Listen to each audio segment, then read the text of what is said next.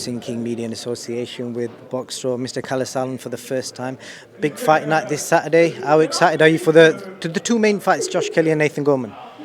Well, it's great to have Channel 5 free-to-air boxing Friday night. We've got two of the biggest domestic names as prospects in the last 5 years, who are on the comeback trail, doing it together on the same night. It's sort of got there's almost an irony in it. I mean, Josh was supposed to have done this 4 weeks ago in London. We had that crazy withdrawal from the opponent in the last hour before the fight, and now they've ended up on the same card together with a very similar storyline. Two of the most talked up talents, actually by probably historically the two biggest promoters in the UK, brought them up, and now they sit here with us, and we're looking forward to the comeback, because I don't see it really as a comeback, but it's the first fight back on the trail to the top. So yeah.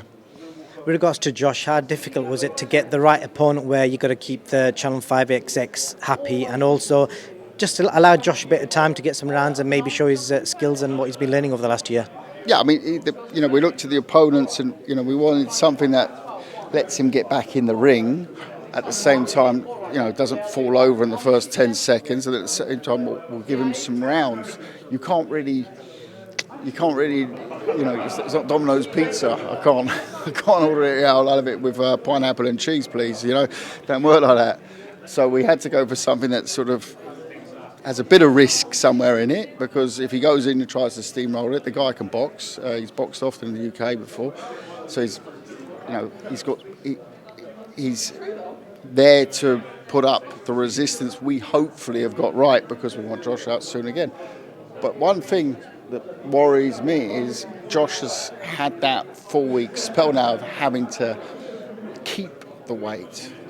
He cut the weight. We all know, everyone in the business knows that Josh came down a lot of weight, and he's had to keep it for 4 weeks. That's tough on any fight, before any fight.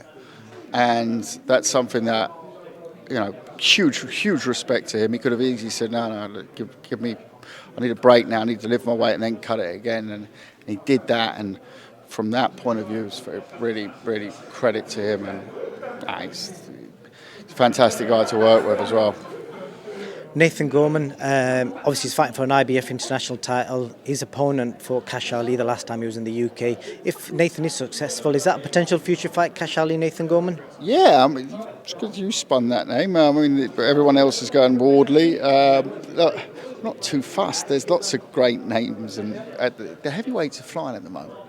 We just need the engine started again. So when we had this fight put to us for the IBF International, it's a no-brainer, because it puts him into the top 15. He's got to get the business done. He's been out the ring 15 months, so the pressure of an added the title and stuff. But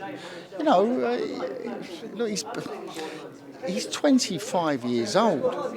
People are saying, "Oh, look, he's coming light. It's a new Nathan," and all like saying, "No, maybe it's just a strategy they're trying out. See how he's light. He might come in heavier next time."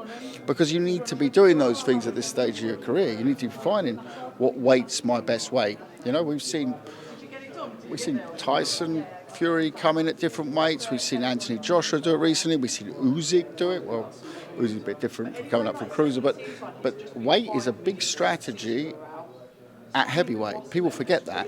So I like that. I like that Nathan came in trimmer today, but I won't mind if he comes in a little bit heavier next time, because he might be trying something. But he's got to get through Friday night. We need that belt, because that belt's going to be our bargaining chip. Believe me, that's a little move from us there. And let's get Friday night out of the way. Definitely. Just the last couple of questions. I want to get your opinion on this whole big move that Anthony Joshua's done with Dazn. Does it change things for you as a promoter, going forward, where fighters are now looking to get shares in TV companies? I don't know. I think Golovkin, it was announced that Golovkin had a similar type of deal in the past. I've never done those sort of deals. Game changer? Nah, I don't think so, really. I mean, AJ's quite a unique personality.